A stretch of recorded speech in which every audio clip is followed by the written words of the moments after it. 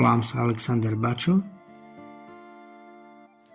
Počúvate podcast Medzi životom a stratou. Miesto, kde spomienky nezmizli, len ostali ticho v nás. Rozhoduje sekunda a prítomná chvíľa sa stane poslednou. Život človeka minulosťou. Úsmevy, pohľady, pohľadenia, spoločné chvíle sa rýchlosťou blesku stanú spomienkami. Nové už nebudú.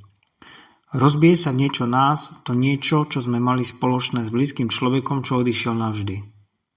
Vtedy potrebujeme čo najviac spojencov, čo najviac priaznených duší, ktoré tú našu ubolenú a nalomenú pofúkajú.